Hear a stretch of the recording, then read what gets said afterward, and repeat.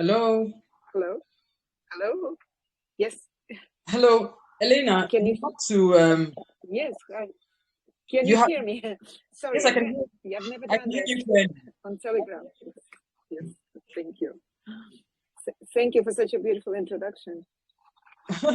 I haven't can you click on your can you share your camera please? Hold on 1 second. I don't think I look that good. Okay. All right, so there's the icon for the camera. Just click on it and share. Yes, I see it. Yes, I see. 1 second, please. Allow setting. I think I need to allow in a setting. Let me 1 second. Okay.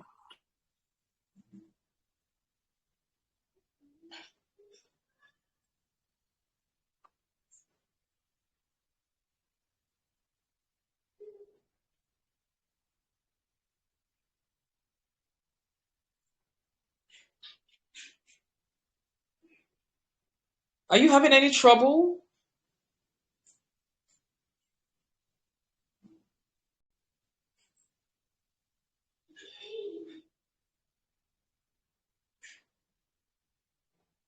Elena?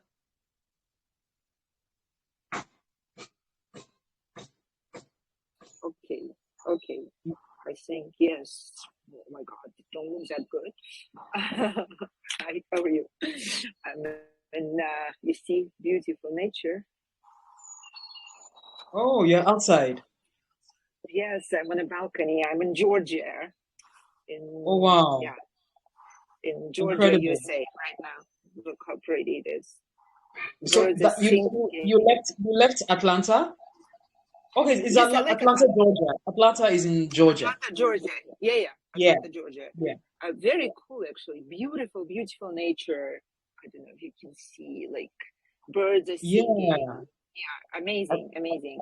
The yeah. I Smoky can see the Mountains trees. where we are. It's really pretty, very pretty. It's the first time I'm in Atlanta. I've never, through 25 years in America, I've never been in Atlanta. Wow. So Yeah. is this your house? Now I'm part of, we're building this wellness center here, to Oh, empower okay. people to live a better lifestyle. Yeah, I was about to say the air must be so fresh. Amazing, absolutely amazing. Yeah. Incredible. Happy to have you And here. birds. Thank you so much. Thank you so much for beautiful introduction. I really appreciate it. Thank you too. You are to me, and I get to the whole fashion community. You are a celebrity. I I know you try to play it down a lot. You just say, "Oh, yeah, I dressed a couple of celebrities," but I mean, you have Mariah Carey on your list. You have Prince. You have Ivanka Trump, the late Ivanka Trump. I mean, you were creative director at Zach Posen and Jackie's Fat. Jacques, I hope Jacques Fa. I was about to say, I hope I pronounced that right. one of the oldest French couture houses. It's really interesting, actually. It's kind of sad they died out slowly after I left, but he was a legendary guy. He was bigger Wow. than Dior in 50s. Wow. So he doesn't, the label doesn't exist anymore? Only in perfume. You know how a lot of labels just become a perfume companies. So Oh, it wow. was it was a creation of fast fashion, and I mean everything changed. The whole fashion landscape changed so much in the last 10, 20 years. Yeah. Incredible. Very All right. different. So tell us about yourself, just like a brief bio as to, your fashion journey Well, over the years. I was born and raised in Russia, in Moscow. My mother was Mm, a fashion designer, creative mm, director of knitwear house in Russia. Was only in Moscow. There is only three major fashion houses, and my mom was creative director of one of them. So I grew wow. up among tall, beautiful models who constantly Mm. smoke, and my mom constantly sketching or making something or pinning something, and our apartment full of these beautiful naked creatures, and everyone is smoking, and that was my childhood. Yeah. Incredible. And so you left Russia. Why I didn't you study fashion in Russia? I left Russia. I was kind of obsessed with leaving Russia. I really wanted, I was one of these rebellious children. I really wanted freedom was super important for me. So it was Mm, all about freedom and wanting to be in New York. And I had posters of New York. I listened to Madonna and Michael mm, Jackson. And Russia was communist country when I grew up. So it just kind of, very limited in what you can get and, access to music or access to, anything outside of Russia. It was very centered on Russian culture. And I always thought there's so much more. Why am I mm, so limited? I want more, I want more, I want more. And when I was around 13, I tell my parents that I'm going to leave and immigrate to America. And they took me to psychiatrist. Said, you're not okay. What is this? Where is this ideas coming from? So mm. when I saw first opportunity, I was 19 years old. I left Russia, and I left as a tourist and asked political asylum in Sweden, and I stayed in a refugee camp. Was a lot of that was actually first time I met a lot of people from Africa, because in that time there was a war between Somalia and a country starts with F. Had a war in Somalia. You- There's tons and tons of Somalian refugees, Okay. and another two countries. And I met so many beautiful women and such interesting people, and I was amazed because we had very limited access to foreigners in Russia. We had Mm, just like few people who come to study. That was it. okay. So yeah, and then my daughter was born in a refugee camp actually, and Wow. yeah, and then I managed to immigrate to America. It was a long, long, very challenging journey. But Mm, by the time I come to America, it was very clear to me that I want to study. So I didn't come with a dream to study. I didn't come as a student. I've actually emigrated, through like many, many hurdles, and it was very difficult immigration. And mm. then, yeah, I had to take all kind of jobs and do everything while I was studying in college, and I was studying in the Did you, morning, did you, like did you come with your did you come with your daughter, or you left your daughter with your mother and came to Russia? no, no, no, And no. came I to came New with York. my daughter and with my husband then. It was, we left Russia with my husband, and I was 18 when I got married.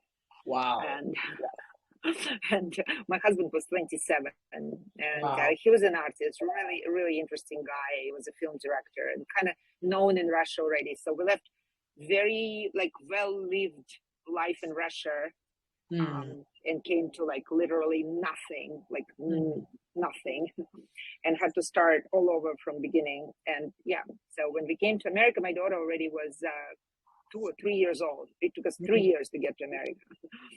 So I wow. left when I was pregnant, and arrived to America when she was, yeah, 2.5, I think.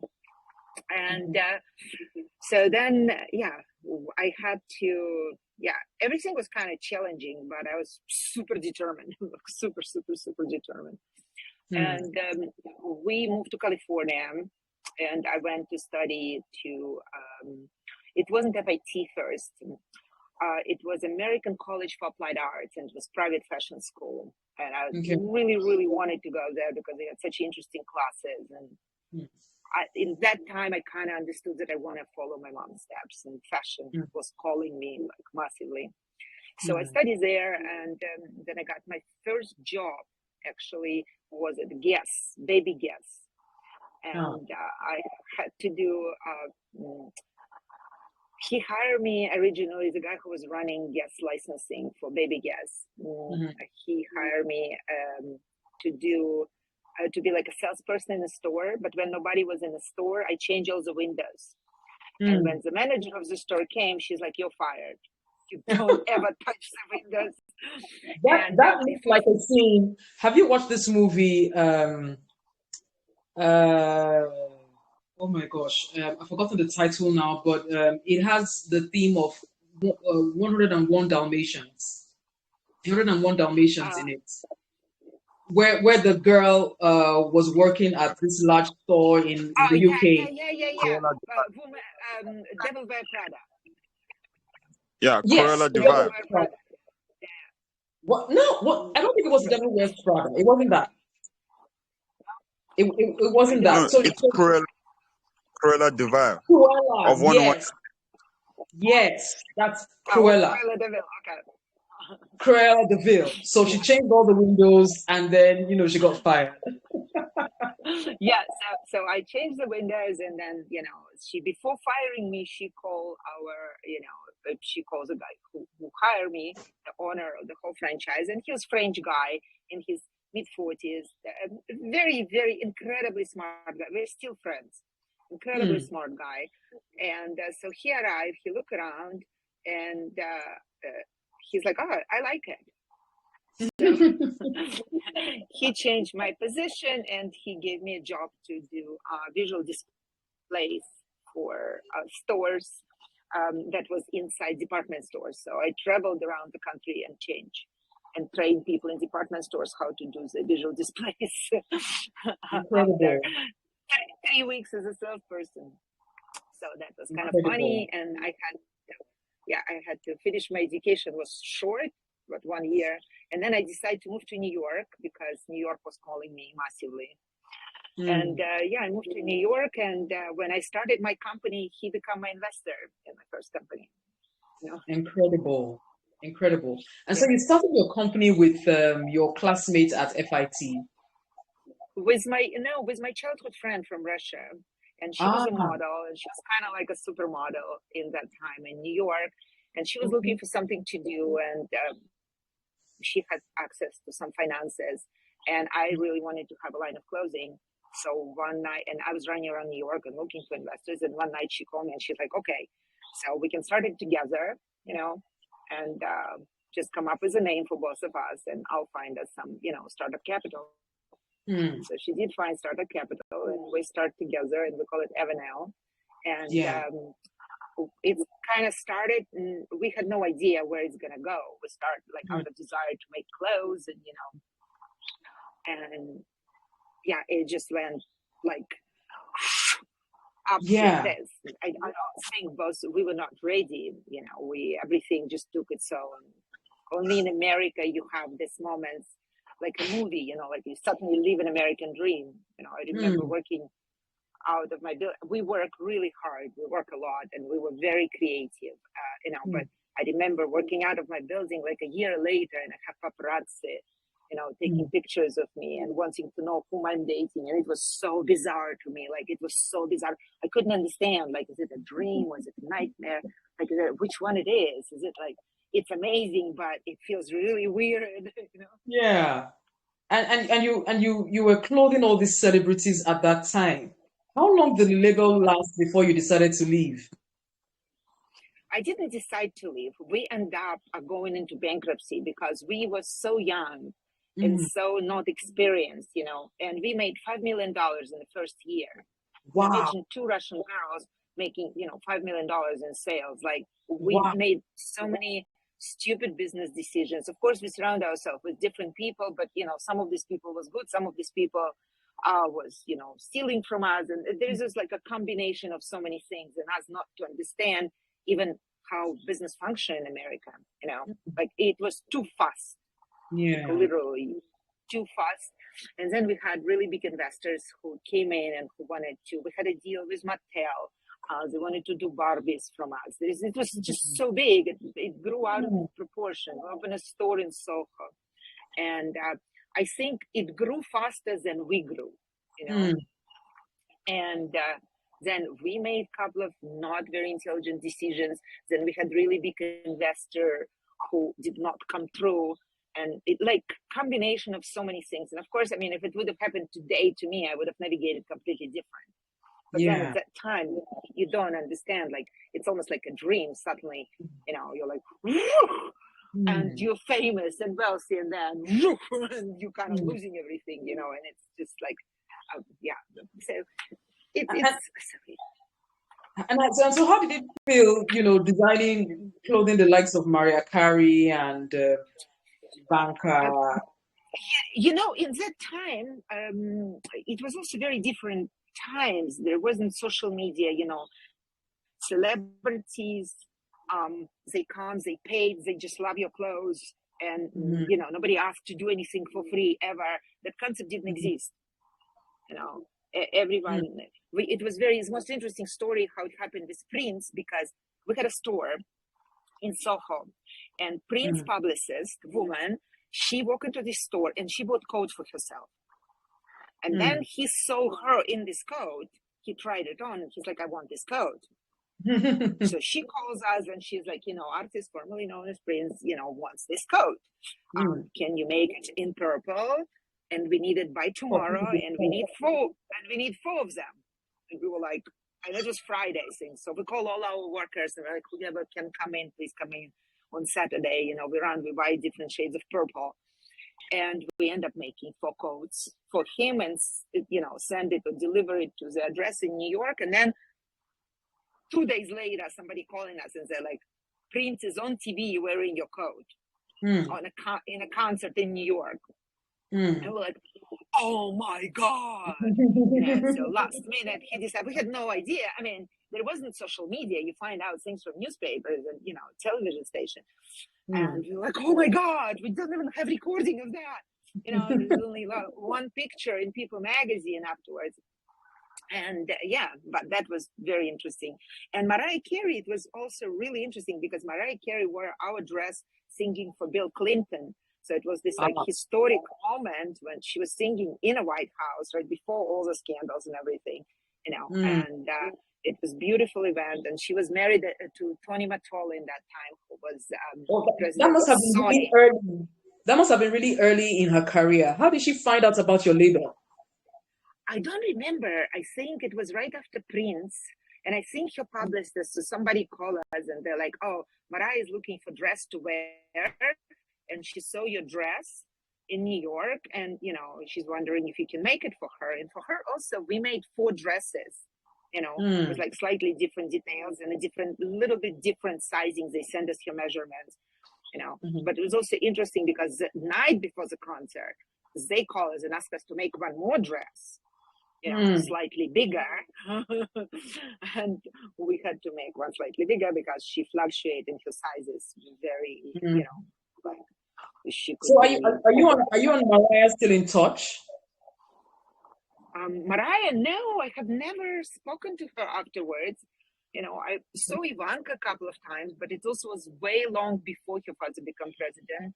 And Ivanka, I taught her how to walk because we were first fashion show she ever made.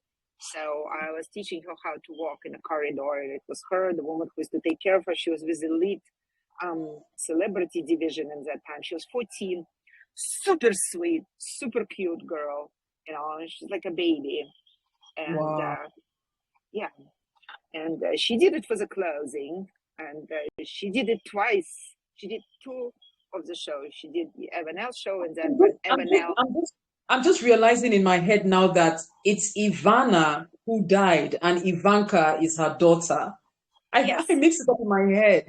Yes, Ivanka. It was Ivanka. But I also dressed Ivana later on because we kind of, become friends, and we made some clothes for her later in Paris. She was buying. Yeah, and I saw Trump also quite a few times in that era. He was a nice guy, just like all developers, just like I have nothing against him. Incredible. Yes. Eve and Elle went bankrupt, and then you had this opportunity to work for. When Eve and Elle went bankrupt, I really wanted to have my own line, so I did only one show. I created my own collection. It was much more. Evanel was very kind of girly for like modern woman, a lot of dresses, short coats. We were really thinking this modern woman with inspiration of 60s and 70s a bit, like rebellious New York. And then when I did my own collection after Evanel went bankrupt, I suddenly had somebody show up out of nowhere. I don't even remember exactly how, and gave me some money to have my own collection. And I did one show, and it was in public library in New York. And there's a lot of supermodels of this time work for free. on my show because I was friends Mm, with a lot of girls. We were very I think, part of our success was we were very personal, like we were friends with everyone. We used to give clothes to the girls. They would come to showrooms. They would come to the store. They can take what they want. They can pay later. Like with models, we had very, very, very friendly terms. It was easy, mm, mm, we never really, and then the girls was always there for the show. So we could mm, get all the top models to show up whenever we need to have presentation. Everybody was there, mm. so we kind of took Incredible. this like creative approach and more like friendship, created a friendship rather than business. And we So all had after that fun. one show, after that show you now went to work for Yeah, Japan? and then I created my own collection, and that collection was very extravagant and extreme, and it was all about future. And the name of the collection was Future is Now, and it Mm. was based on year 2023. Funny Mm. enough. And And this was when did you release that collection? 1997. Ah, that's 28 years ago. Yeah. Incredible. And so I focused on a future, and to me future was that there's going to be two types of people: one who's going to live totally in nature and be Mm, part of nature and live with, have this alliance with nature and live in mm, nature, and now this totally futuristic big city kind of, laser lights and very polyester shiny fabrics. So the collections but which do is you kind of know, happening. do you know that that is kind of like what's happening right now in 3D fashion? Have you thought I know. about, we would love to see it again. What you designed 28 years ago, would love to see it again and, see how in tune, you were almost like a prophet. I think about it many times that I kind of want to bring that particular collection back because it Hmm. was really really special. It does feel a lot like prophecy because part of the show was all these girls with flowers, and they were wearing flowers and flowery long dresses, and second part was very kind of like liquid silver, Mm, full. I only use fake fur coats, and this beautiful velvet printed see-through dresses, very open mm, in the back, very open in the front, short spiky hair. And funny enough, that mm. Ivanka was wearing one of the forest tribe outfit, and I made a hat for her that she looked like Statue of Liberty. Wow. That's kind of prophetic in a way. That's so interesting when I look at the Yeah, images from this collection. That she was Statue of yeah. Liberty in my collection. She eventually became the first daughter of, Yeah, of America. She became the daughter of the President of the United States. I know, and I think one day she will run for presidency as well. I I hope have they a vote for feeling. her because they don't like her father. Yeah, I think she's a better version. Mm, amazing. You need to show that collection again I'm somehow. thinking, yeah, I'm thinking about it. There is a Maybe big maybe sell them possibility as NFTs. that I'll bring it back. Yeah, I thought of Yeah, that. that's incredible. So tell us about your time at Jacques Fassler. Jaffa. Yeah. So yeah, from this collection, I got scouted and invited for interview to Paris. Mm, And I flew to Paris, and there's a lot of designers they were interviewing, and I come from New York, kind of just being a starlet and being a star, all this like attitudey young girl, mm, with a lot of, I think, ego as well.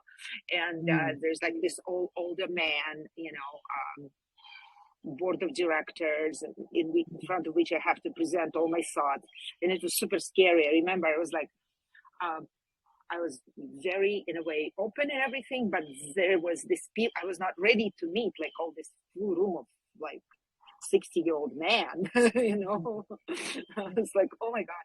So I presented, and they kind of like, okay, whatever, we'll get in touch with you later. And then months later, I think they invite me back to Paris, and I went back to Paris, and we talk a little more. And yeah, then, a couple of weeks later, they called me back and they said, okay, we decide to go, with your kind of vision. Mm. And yeah, I moved to Paris with my daughter and brought my mom. And we'll live in Paris, and it was wonderful, but also very challenging for me because I still haven't learned all my lessons, I think, I was still very rebellious. I was always, I didn't like this whole chauvinistic approach, like that there's all man and man runs the show. And, I was so much against it. I'm like, I'm running my show. Nobody's telling me what to do and so on. And you can't really do that in corporate world. It doesn't really work this way, but I had to learn hard way kind of, but I mean, I stayed true to myself all my life. And in the end, that's all that matters. Because it doesn't matter. I think we live and we die in the end. So you either stay true to yourself or you kind of sacrifice, you sell yourself, and then there's other problems that arise to you because life isn't, life is a lesson. Incredible. So you did only one season at Jakfa? I did one season, which was very successful, I think, but we had a lot of kind of misunderstanding and miscommunication in a way because I was, very stubborn and they were very stubborn. And in the end, I left because I didn't feel appreciated enough, I think. Which Incredible. also was, And then you came back to New York? I came back to New York, yes. Came back to New York. Did you come back to start your own line again, or you came back and became director of design at Zakposen? To be honest, I was kind of broken for a while, really, because I didn't know how to approach. I left New York in a way as a star. I came back without clear understanding how to navigate this situation, and it was quite difficult for me. So now it was really hard times in New York, and I stayed in New York. I became creative director of Zakposen much later. So when I came back to New York, it was, difficult times for me for approximately a year, but then I met some French investors who brought us back to Paris and reunite me and my business partner, and we relaunched Evanel in Paris also. And we had Evanel, we sold Evanel and moved to Paris together and had it in Paris for 2 seasons, and it was really beautiful time of my life. Amazing. I think it was the most beautiful. And then they kept the brand and I went back to New York, and then with idea of, having my own brand, and I was missing New York, but I spent 2 years. I spent 2 years in Paris more. It was really great. And then I came back to New York, and no, actually, I did not come back to New York. I came to Los Angeles. And then moved back to New York. I came to Los Angeles, and in Los Angeles, I work a lot with denim. So I spent 6 years working with different denim brands, and I was consulting, and I was doing recycling, eco-friendly recycling. I've really become very conscious about, how things produced and the waste we produce, and that become really important for me. And LA was, and go on. Then I had a second child, and start working a lot, and then I think with him being born, my son was born in 2007. The whole ecological and sustainability aspect become really, really important for me. Incredible. And then you had 2 startups. You founded 2 startups. Can you tell us about those startups? Yes, Metamorphosis was a startup based on recycled clothes and recycled high-end clothing, and I did a lot of denim. I focused on denim. I was buying vintage denim pieces, and then add a lot of studs and stones and pearls to it. And does it still exist? yes, some of it still exists. Yes, but not the brand. The brand I'm thinking to relaunching right now in Web3 environment, as a Web3 Okay. kind of collective brand. That Did was you an did you idea. did you do an exit, or did you sell it? Did you No, sell the brand? no, I didn't sell the brand. I'm still fully owned the brand. I kind of ran into. I had it. Then I went to New York back. I worked for Zach Posen briefly. Then I decided to retire for a moment from fashion, moved to Europe and spent a few years in Europe just raising my son.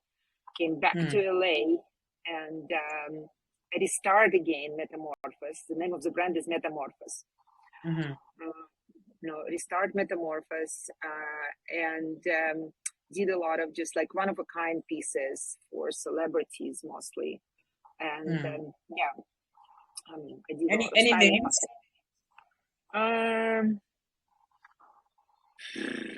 I'm so bad with names. I'm so bad with names. Some celebrity. There wasn't nobody as big as Mariah Carey. Of course, some in LA everybody is celebrities. It's hard, because everyone around you is a celebrity. Everyone you work with, and so I did a lot of this, some style celebrities a bit, and gotten it was denim and styling, and then what was it? What year? Where am I at? And then Corona started. So we're at Corona. And then when Corona started, so briefly worked for Zach Posen in New York also. It was very interesting experience. But now Zach Posen doesn't pretty much died. Is there a reason why did that business fail? Because it was so huge at some points. Yeah, well, I think a lot of, just like a lot of things in America, it grows so big out of proportion, without like a core for business. Zach business was standing on like a huge amount of investment, and not enough sales. It was always so much more investment and huge offices and huge teams, very, very large, over like investments in millions and millions and millions of dollars. And but I think a lot of business models that exist are not sustainable, because to be sustainable, you need to, your operational costs have to have some type of cap on it. And then what you sell, it's also, I think also moving to a completely different business models. The future is not going to be the same. I think a lot of companies are going to go out of business. Yeah. That's kind of my prediction. So what about the shoe app, startup? Can you tell us about that? Yeah, Shoe App was a shoe accessory, travel accessory. I was thinking that we travel, we have so many shoes, and I've created this accessory that you can add things to your shoes, and your shoes become instantaneously and evening shoes, or just this big line of accessory for shoes. I did quite well, a couple of seasons, but then I realized that in my life I feel like I'm a type of person, I am collecting experiences. I go, I do something, I'm so excited, and it's like an experience to create something, to make it grow, and then I almost lose an interest. So now I approach all the business a little bit different. I create business, I package it, and then I sell it, because I realize that once I start running something, I'm almost losing an interest. So have you sold Shoe App? Yes, I sold Shoe Apps, and it's kind of like we still, it's still in process, in making. So there's a possibility as I will relaunch it, because the marketing angle also was not right. We did it as a luxury accessory, but then our biggest customers was kind of younger kids and very young people. I also think that with the fast fashion, it became really difficult last 10 years for people to create their own lines because of competition and people expecting everything to be super, super cheap. And I Mm. kind of never wanted to produce anything super, super cheap. And I don't like slavery workforce. And that there's a lot of, I think there's a lot of internal conflicts for me Mm. into making something successful, because I don't believe that things should be super cheap. And I don't believe that things should be produced in a third world country by underpaid people. Yeah. So, um, So now you are co-founder yeah, at Maison DAO. yes, Can you which is tell us about Maison DAO? What do you do at Maison? What do they do? What does Maison DAO do? so. Maison DAO is a very interesting concept. It's a digital, decentralized fashion brand, but really Mm. with a focus on digital clothing, and it's a new approach to fashion, and understanding that we all, I mean, there will be existence in metaverse, 100%. There will Mm. be digital fashion, and for a lot of people, digital fashion is kind of going to take a really big part of their life. For Mm. me, I look at metaverse and a digital fashion and a digitalization a little bit different. I think it is for us an opportunity to create more sustainable living, more sustainable lifestyle. It's also an Mm. opportunity for us. I look at metaverse as a tool to Mhm. try on, to design things, to maybe try some ideas. All Web3 tools are here to enhance our life, I believe. So I Yeah. personally, which is my belief system, is a little bit different from many people in Web3 world. I don't believe that we're all just going to move to metaverse from now Mm. on and have a life in metaverse. I don't want to have life in metaverse. I like it here. I like the trees, my birds, and everything.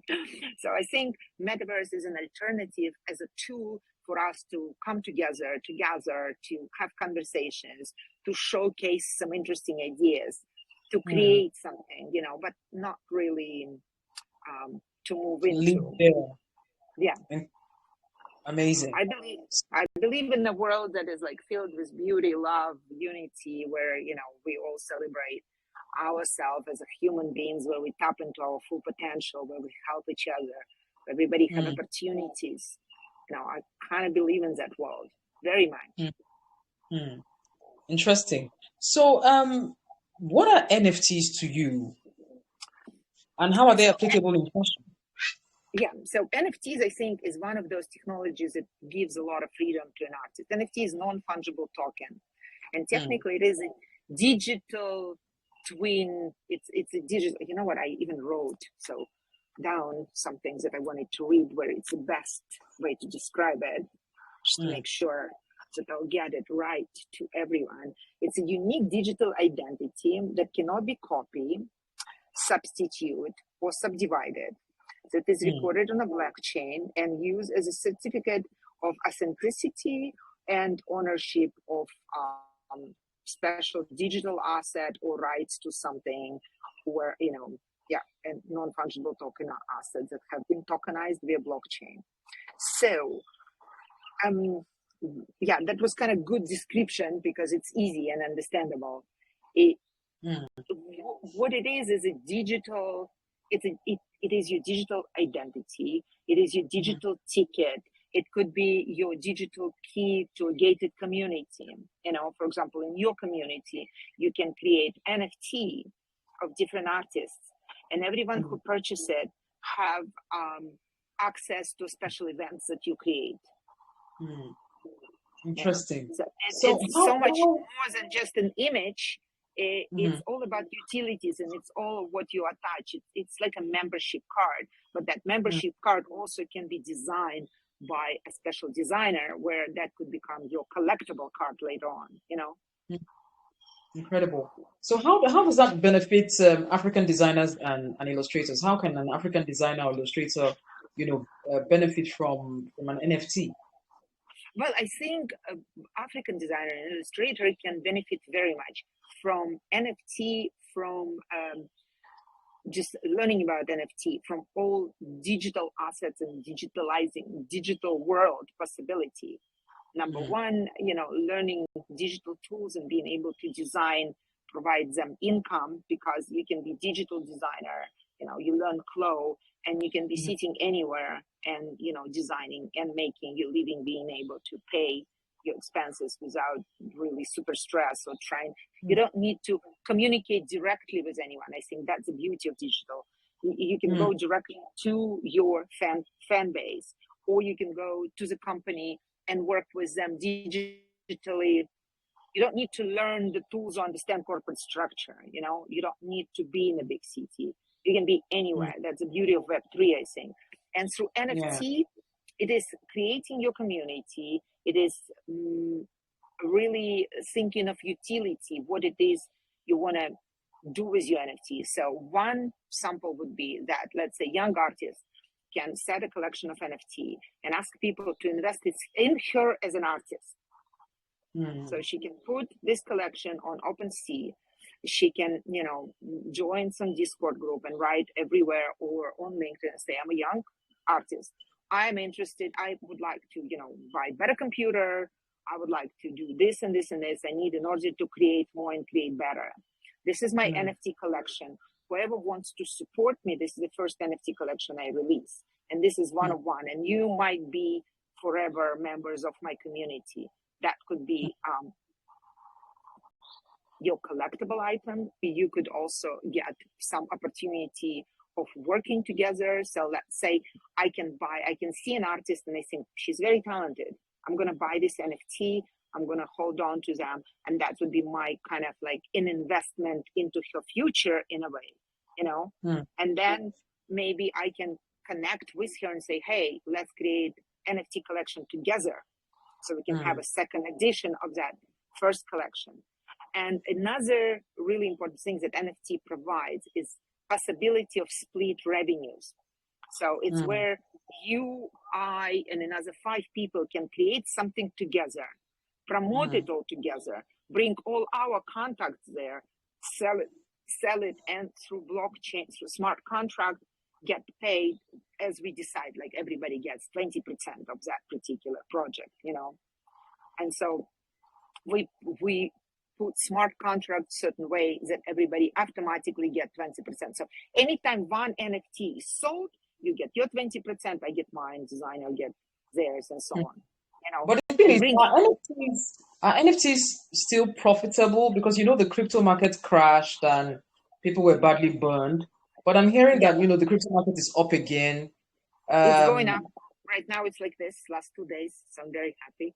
I'm a big believer in crypto market because I think cryptocurrency, DeFi, decentralized finances, it allows people to really, follow their money and make their money. Before, it's always banks who make money with you. With cryptocurrency, you can stake your money. You can, watch your $10 becoming 100 and actually do it yourself. You don't need anybody in between you and the system. You are part of the system. You just have to learn. But I'm a really big fan and big believer in crypto, in Web3. I just think that I look at all of this as a tools for humanity, not to be taken away from humanity and for us to go and live in some dark ages, and spend our fun time in metaverse, but for us to really take it as a tool to better our life, see what type of projects we can create together, how we can collaborate, how we can help each other, how we can create together. Because I think, and I'm a firm believer that we each unique and beautiful beings, that every human being is like beautiful, unique creature. And if you just let person tap into their full potentials, it's amazing. We don't need to compete. There's enough of everything on earth. We can all have amazing life. Incredible. I believe. I love your belief. So this takes me to the second half of this interview. And the first half was basically me interviewing you. And the second half is, you wanting to interact with members of the community. We had a meeting before this, even though it was a short meeting about wanting to, work with community members. We're a community of fashion creatives. You have illustrators amongst us. You have designers. You wanted to work with us. So how can we collaborate in such a way that we all benefit? So to me, the way I see it, I think the possibility is really to celebrate Africa, Mm, and celebrate creativity with an African angle. Like mm, because what is Africa? Like people don't really know. How do we mm, approach, fashion? I see some really talented designers coming out of Africa, mm, but how to create this, and maybe NFT would be an amazing window of opportunity for all of us to create some interesting projects, mm. maybe Yeah. create collective collection, of different illustration, different fabric prints, where all will be dedicated to African culture, and Mm, really celebrating that culture and see mm, where we can take it. It's all, I can't give you a full answer. I think it's all about brainstorming together, coming together and see, mm, but I would look at it as NFT collection, where mm, we can bring a lot of people in and we can decide that we give certain percentage to a certain charity, and maybe it goes, and certain percentage goes directly to people who need to buy computers, who need to, mm. up their skills or whatever it is. We can bring Yeah. on board maybe some bigger companies like Clo, ask them if they're willing to give members of your community, give them their software for free, because Mm, that's quite high cost, or teach them mhm, for free. I think when there is a community of 1,000 people and this mm, community have an interest in something, and when we think mm, about it, if everybody from community bring 10 people who's interested to buy a product we're going to create, that's already mm. 10,000 people, you know? Yeah. Yeah. Yeah. That's And like that's interesting. and So 10,000 people, even if NFTs are $20, it's $200,000. That could help a lot of designers. yeah, yeah. So I know that you said we're going to brainstorm and put ideas in a Google Doc. But how do we hit the ground running? Do we have members of the community submitting their work? Do we put out a theme and just have members of the community interpret this theme and then we pick the best and I then think launch an NFT collection? I like that idea. Yeah, that's a cool idea. And the theme should be, Africa, future in Africa. How do you see? Like, how do you see Hmm. that closing really? Afro futuristic fashion. Yeah, fashion, luxury. Maybe let's hit up the futuristic, Afro futuristic luxury fashion, and that can Hmm. include clothing, shoes, accessory, anything, using specific material, because then we can see and even maybe take it further and decide to make physical collection, Hmm. Hmm. maybe choose few items and go, okay, let's make a physical items and connect with some, I'm in contact with a couple of really incredible African designers who I think is booming and bringing it to another level now. And Hmm. we can also talk to them and say, hey, this is our community, this is what we do. How if we release NFT, and you bring your community on board as well, and then you choose and you make real 3 items or 4 items from this collection, Hmm. and then That's showcase it interesting. in London or something. So that's kind of would be the goal, I think. That's interesting. So this is my proposal to you. I'm really interested in that 1997 collection that you did. So how about if you give us a couple of pieces and then we reinterpret them in the Afro futuristic way. So it's 1997, you were looking at 2023 from 1997. Now we're looking maybe 2023 from 2023. yes, 2023 from 2023, or 2023 or 2046 from 2023, but using your work as the kind of like a mood board slash inspiration. That would be amazing. Sounds great. um Absolutely, thank you, I'm honored. You're a star, like I said, so I mean, it will only make sense. It will only make perfect sense. Thank So you. I think I'm gonna write the brief. Maybe you send me a couple of pieces from a couple of looks I'll, from that collection, and we have then to wait. We have to wait for 2 days because I'm in America. I'm going to be back in Berlin after tomorrow, and I have a okay, hard drive there with some images, better images, because here I only have few images on my website. So I need okay, to really look through images, and I'll select maybe 5 images for you that are okay, interesting. But I also think people have probably their own amazing ideas as well. mm-hmm, I don't want them okay, to be just limited with my vision, and somebody okay. have like their awesome, amazing vision of what But that could be.